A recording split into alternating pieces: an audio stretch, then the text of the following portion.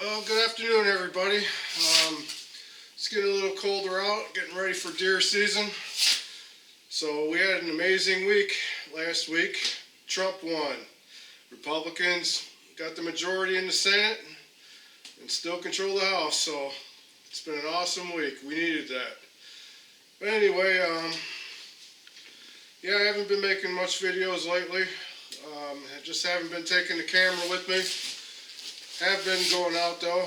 I had a phenomenal time at the beach. Found some high dollar gold. Usually, we'll find rings. They're only a couple grams here and there, but I found some really good stuff.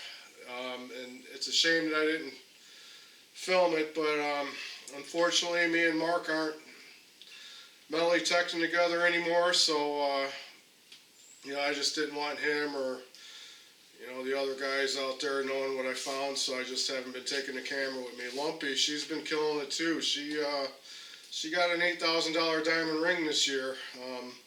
And the reason we know that, it had a serial number in it, and we typed it in, looked it up. Unfortunately, we didn't say anything about the owner of it. It was just a serial number for that type of ring. And the retail on it was a little over $8,000, so she did real good. I found a nice half-carat diamond ring also. That's pretty valuable, along with some really heavy gold chains. But enough of that. I'm not going to gloat. I didn't get it on video, so you guys are probably like, yeah, whatever. But anyway, that's the whole reason I haven't been making much water videos, because, again, me and Mark aren't hunting with each other, and I just didn't want him to know what I was finding in the lake. But anyhow, yeah, I just want to keep you guys updated on the Minelab Manticore, or should call it a false core. But anyway, I want to love this machine. I do like it, but then I don't. It's got its good perks to it, and it doesn't. I know when I first got it, I used it for like 4 hours or so, and obviously, I didn't know what I was doing, but I wanted to make something real, unlike, these clowns on YouTube that get machines handed to them for free, and they just rant and rave about how great they are. I wanted to not be that guy. I wanted to kind of bring you guys along with my struggles, what my issues, what I liked and what I disliked about it.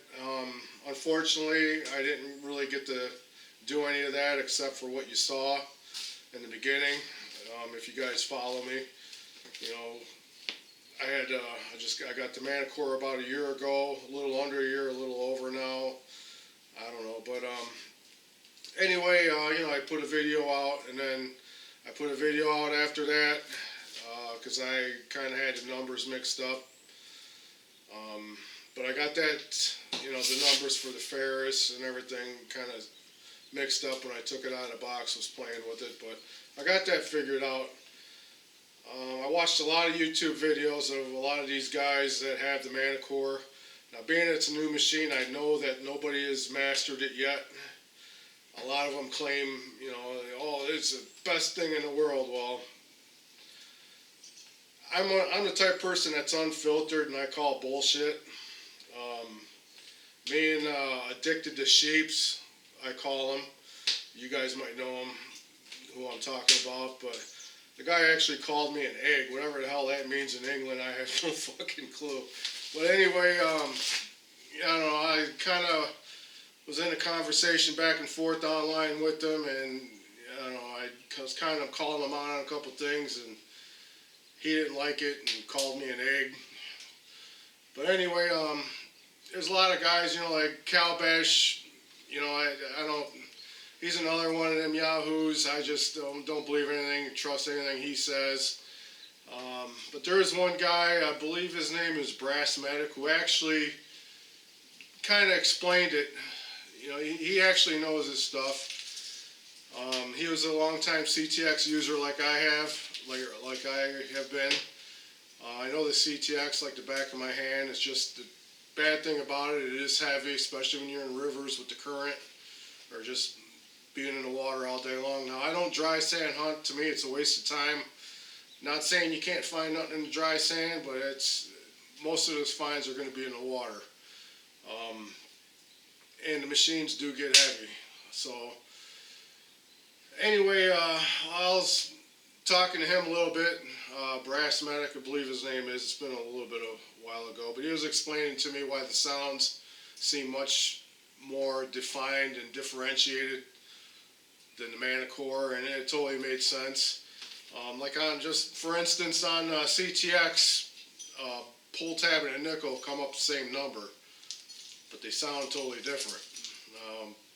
You know, one's got a totally different sound, and that's what I liked about the CTX.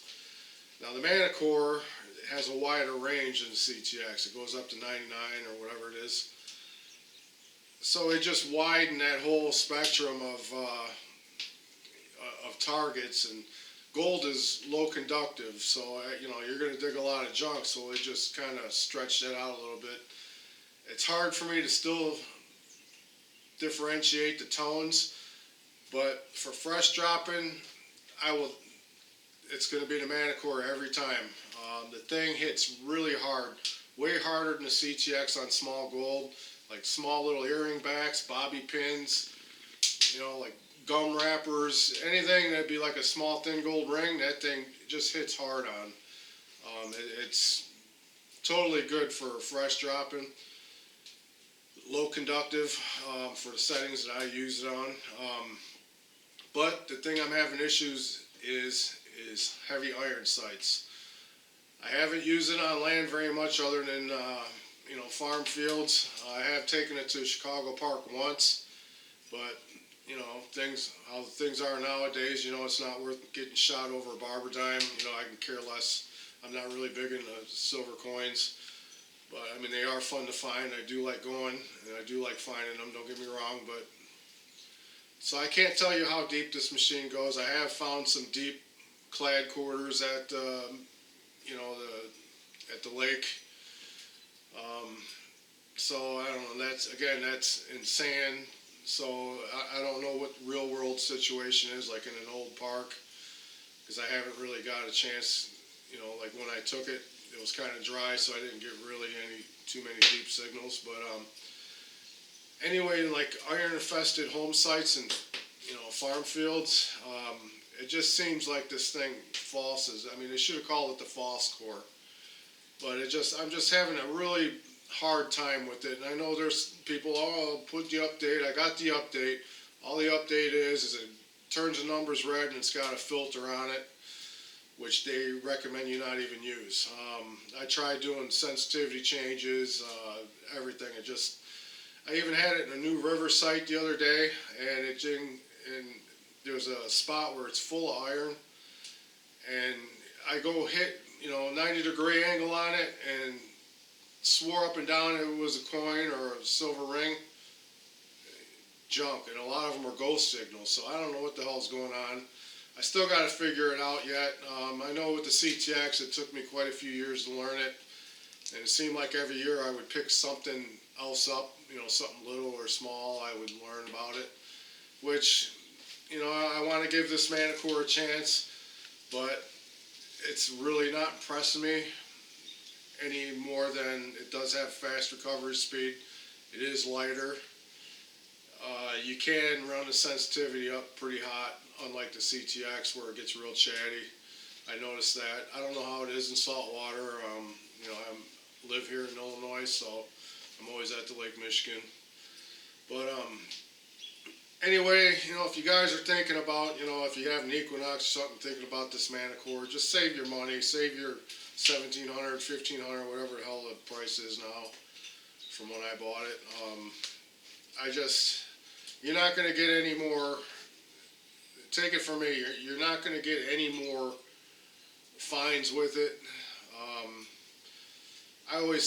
I'm the type of person I always say, you know, one machine, do one tool for the job. The CTX was that tool. Newer tools come out, you know, faster and everything. So, you know, I jumped on this Manicore, was on the waiting list, and I'm just not very impressed. With the gold, I'm impressed. That thing will kick the CTX ass in fresh dropping gold. And what I mean by fresh drops is when you're in the water, you go there at the beach in the summertime, the very next day, you're looking for stuff somebody had just lost. So it's like barely an inch or two under the sand in the water. Again, like I said, I don't dry hunt, or I don't dry sand hunt. I think it's a waste of time. And again, not that you can't find nothing in the dry sand, but your chances are much, much higher in the water. So, but anyway, yeah, Lumpy, she uses a CTX. She uses one of my old ones. The one that I have two CTXs. The one that I use, the shafts wore out. But I wanted to take that out, so I haven't took it out in a while. But I gotta send it in and get the shaft fixed. But anyway, that's my update now. Sorry I didn't get to go through you guys step by step with the Manicore, showing you the settings I use and what I like and hate about it, but I just haven't been bringing the camera with me. You know, I'm not one of these guys that lives to be on YouTube. You know, YouTube isn't my life.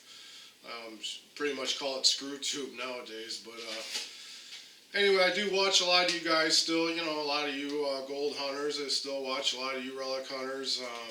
You know, some coin guys. You know, I still watch. You know, pretty majority of you guys. You know, I just don't comment. I'll make a habit of commenting a little more, but anyway, yeah. Well, Lumpy found some bucket list coins with the CTX. I was a little salty because I was having issues with iron falsing on mine, but I will put that video on right now, so see you guys later. Just opened the door. There are deer here. I put corn out for the deer, and they all scrammed, so I don't know. One of them stopped over there, and as soon as I took the camera off the pedestal, he took off, so I'm going to hang out in the garage here for a little bit, throw some corn out here in the driveway, and maybe get a close-up one. I have had them come up. I shake the can. They've been coming up, but right now they're in pre-rut, so they're just all on high alert, getting chased by bucks and whatnot. So, but hopefully I can get a deer, have them come up with the corn. So, enjoy the video. Well, Lumpy, we just got to this field site here. Hopefully you can hear me with the wind, but first, we just walked out here. The first signal's large, so it's looking at it. Let it dry out a little more. Oh, I just rubbed the shit out of it, but alright. It's got a lot of dirt. I don't know, fucking scratching on them pants will do it good. I've had a date. Don't wet it. I'm not gonna wet it. Just a fucking coin over here. Yeah. Good job.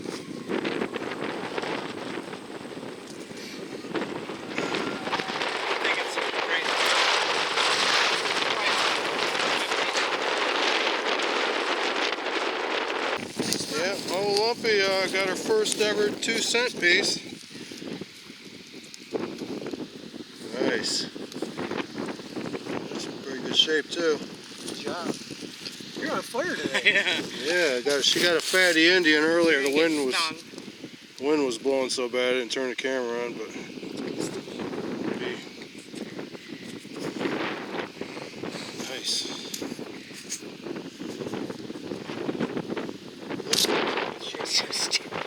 Oh yeah, you can see the shield, really nice. It was like down in there. I'm Good. so happy I didn't. Pretty good signal. Yeah, oh yeah. It was kind of weird at first. There was something else junk in here, but It had to be the front yard. Yeah. Yeah. Nice. thanks. 1867. That's the second year, I think. Yeah, she got a fatty earlier too, so yeah, you're killing it. This was lost early. It's not. Yeah. Clean it up. It's gonna look really nice. There's no. It's not worn or nothing. Yeah. If you have a buyer. Here's her fatty.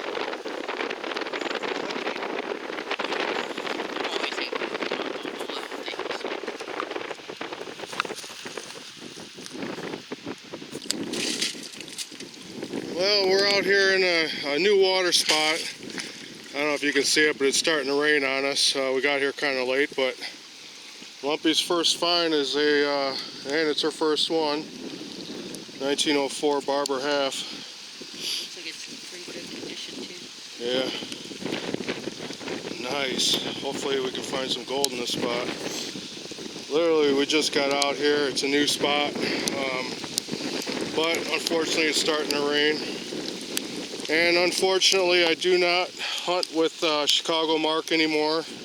That's why I haven't been posting a lot of water videos, because I don't want them guys knowing what I've been finding at the at the Chicago beaches. But they have no clue where I'm at now. So nice. All right.